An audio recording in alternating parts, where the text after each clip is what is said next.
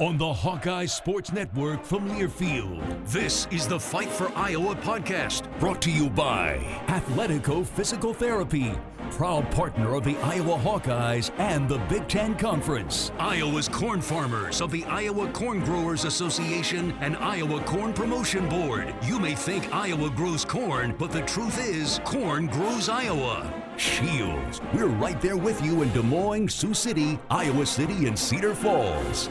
This is the Fight for Iowa podcast. Here's the voice of the Hawkeyes, Gary Dolphin.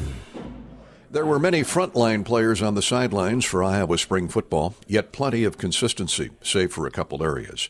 Punter Tory Taylor's booming foot and leg continue to be a howitzer, and the defense is usually ahead of the offense, especially if it's the Iowa defense, one of the best in uniform. Special teams' biggest need is a kicker to replace the amazingly consistent Caleb Shudak.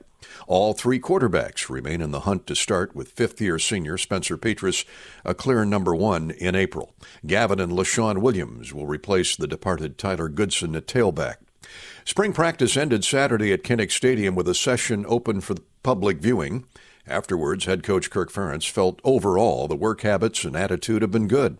He likes the leadership thanks to some really good, older, experienced players. And while the execution isn't where it needs to be, the tempo is. All this while keeping in mind the season opener with South Dakota State is 4 months out. Visits, though, with several players are just a minute away from now on this week's Fight for Iowa, after a word from our sponsors. More of the Fight for Iowa podcast after this.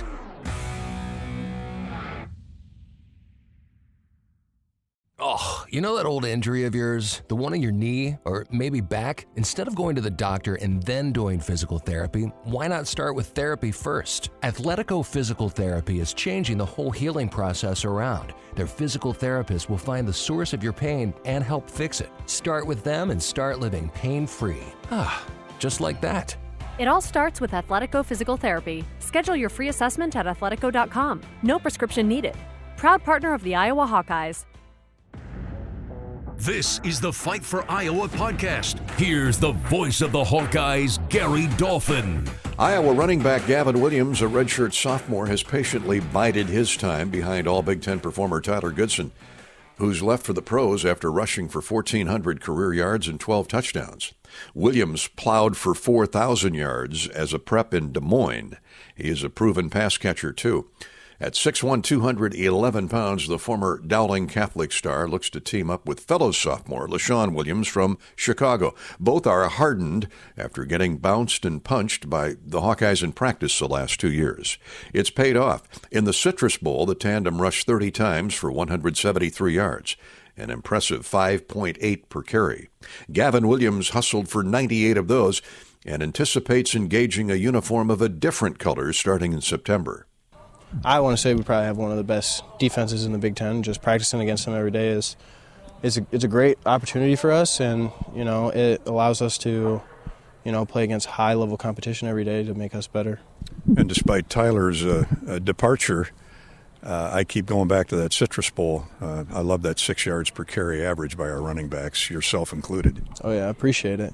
A lot of what Coach Betts harps on is yards after contact and always falling forward and never going backwards. And it also tells me that young offensive line is improving by the snap, even with Tyler Linderbaum departing. Oh yeah, and we had a super young offensive line last year, and I think they did a great job. Tyler had, I think, a little over 1,100 yards or something like that. And, each one of them, has another year of experience under their belt coming to this upcoming season. And I feel like, we'll be in a good spot, especially with some of those younger guys stepping up and taking more of a leadership role. How have you elevated your game since you're the guy now, or one of the guys, and where do you need to continue to elevate? It's been a great process and journey just through spring ball of, there's nobody else, that you're looking up to. You're now that guy that everybody's looking up to in the room. And, I think LaShawn and I have done a very good job of, making ourselves better and taking that next step to, get ready to play on Saturdays. And, one thing that we like to do is make sure that those younger guys are on the same page as us. because, this is Big Ten football, anything can happen. And, God forbid something does happen, we just want the next person in our room to step up and there be no fall off, you know what I mean? I like all three quarterbacks. I know they know how to hand the ball off, but that's real healthy competition right in front of you, isn't it? Oh, yeah, it's great competition. And, competition like that, it's going to bring the best out of each one of them. And, I guess we'll see as the year goes on where that kind of folds in. How does playing, when you know a fullback's going to be out there more often than not, an offense that maybe you're not used to playing in, how does that help you? It's definitely a little bit of a learning curve getting used to running with a fullback in front of you. You have to slow down, be a little bit more patient, and wait for your blocks to set up. But I feel like it's a great ability to be able to run with a fullback in there because we can do a lot of things to try to throw off a defense and try to get them unbalanced with the fullback in there. Brian Ferentz, play calling, running the show on the offensive side of the football. How do you like playing for Brian, position-wise? I love it. Coach Brian's a good guy, and I feel like, especially this spring ball, he's been a little bit more on us about firing off and getting more aggressive, especially towards our defense, because they come out here screaming, yelling, have all this energy, and are firing off the ball. And as you saw today at practice, there was a little bit where Coach Brian was getting on to some people of, you just going to let them sit there and take your lunch money, you're not going to do anything about it, and just trying to get us with a little bit of fire under us to go attack. And I feel like that's a great goal for us as an offense, is to run off the ball and try to be more aggressive. What's a comfortable number for number 25 in terms of carries a game? I know you'd like to carry it 50 times, but what's your motor say? To be honest, as long as there's a dub when the clock hits 0, if I get 5 carries or if I get 35, it's all good. Gavin Williams scored more than 50 touchdowns in high school and looks forward to finding pay dirt in opponents' end zones. When we return to Fight for Iowa, defensive end John Wagner and linebacker Jay Higgins look ahead to this fall. More of the Fight for Iowa podcast after this. There's a sense of pride that comes from the life of a farmer. How many people can say they have a famous tan named after them, or be known for their wave when they drive past neighbors and strangers alike on a 2-lane road? Whether it's a farmer's tan or the farmer's wave, we are proud to be known for a lot of things. We feel that pride every night at the dinner table, knowing we feed our family and yours. Iowa Corn is proud to be on the sidelines cheering on the Iowa Hawkeyes. In Iowa, we grow corn, but the truth is, corn grows Iowa. This is the Fight for Iowa podcast. Here's the voice of the Hawkeyes, Gary Dolphin. With all Big Ten defensive end Zach Van Valkenburg's graduation, a key leadership role falls to veteran John Wagner. The senior from Des Moines Dowling is ready to accept that challenge. Wagner feels there was plenty of group and individual improvement the past couple months. The heir apparent to Van Valkenburg, Lucas Van Ness, a sophomore from Barrington, Illinois, had a notable spring. That's what spring ball is all about, just trying to get everyone personally improved and get some cohesiveness. Those young interior linemen are really coming on, aren't they? Yeah, they really are. I feel like we've got a lot of guys in this room that can play and contribute, and that's always a good thing. Get guys in there, get fresh bodies in there, and go out and compete. And what I like is they can be interchangeable if they have to. You see 91 at the other end. Right. He's going to be is a player now, but you have to play much more confident knowing he's on the backside. Absolutely, yeah. He's a really versatile player too.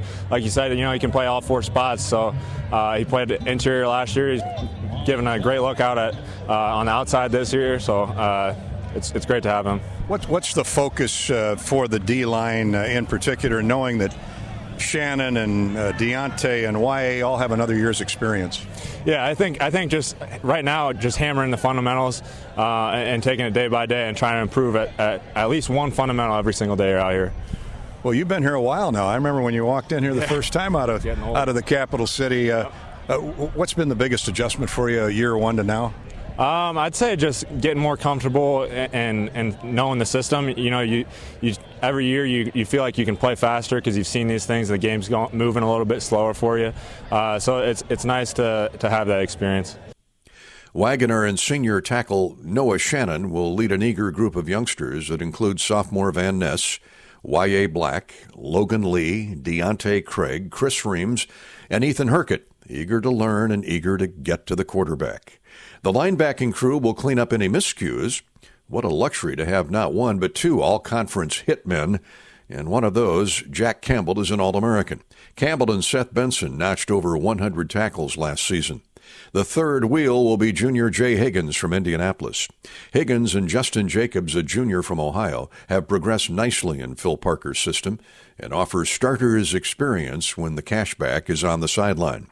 The Mike, or middle linebacker, is the communicator and is considered the quarterback of the defense, calling out signals for proper positioning. Higgins has worked hard winning his teammates over and winning the trust of the coaching staff. Being a Mike backer in this program is always a lot on your plate, and the more the guys who can handle that pressure and do all the calls, the checks, the formations, and handle all the distractions that are being placed on us are usually pretty good guys. So I know if I just keep at it, keep doing what I'm doing, I'll end up where I want to be. And you know the history of the Mike backer here at Iowa. There's some great names up on that wall. Yes, sir. And you guys come back all the time. Like I see Christian Welch in the facility all the time, just like that guy wore 34 before me. So it's our responsibility, like Coach Wallace tells us, leave the jersey in a better place. And the more we move our linebacker room along and guys come in, the standard will be upheld. How good is it, how confident is it knowing that you got Campbell or Benson on either side of you or inside of you? Yeah. That's a lot of veteran leadership. Yeah, and those guys, they're just good people. Like, let's just stay off the field. Like, they're just good kids. I learned a lot from them. And then we're coached so well by Coach Wallace. So the combination of this good leadership, good people in general, then we're coached out of our minds. It's just, you just sit back and watch those guys work and eventually try to mimic what they're doing, make some plays, how they make them, you'll be fine. Number 5 looked good to it in flashes this spring. Yeah, Jess is something special. The more he plays, the more he gets on the field, the more he learns the scheme and the defense, he'll definitely have a breakout year this year. Iowa's linebacker group is deep and talented, with junior Kyler Fisher and a handful of redshirt freshmen contributing when called on, as well as special teams ready. I'll be right back. More of the Fight for Iowa podcast after this. Oh, you know that old injury of yours, the one in your knee or maybe back? Instead of going to the doctor and then doing physical therapy, why not start with therapy first? Athletico Physical Therapy is changing the whole healing process around. Their physical therapists will find the source of your pain and help fix it. Start with them and start living pain-free. Just like that. It all starts with Athletico Physical Therapy. Schedule your free assessment at athletico.com. No prescription needed. Proud partner of the Iowa Hawkeyes. This is the Fight for Iowa podcast. Here's the voice of the Hawkeyes, Gary Dolphin. Hawkeye football players will spend the month of May shoring up academics with the school year coming to a close.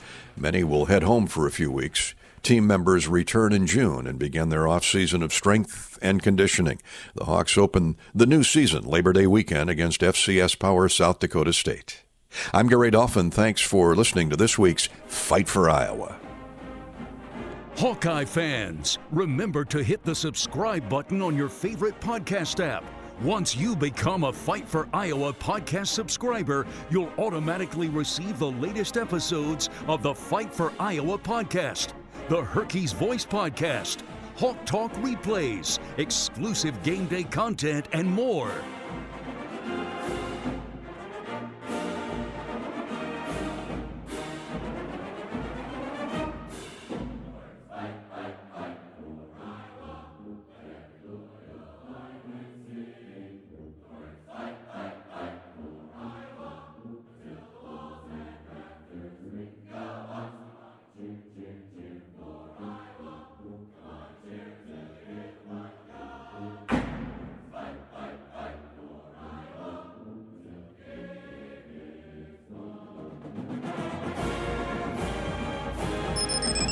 The preceding has been a Learfield presentation on the Hawkeye Sports Network.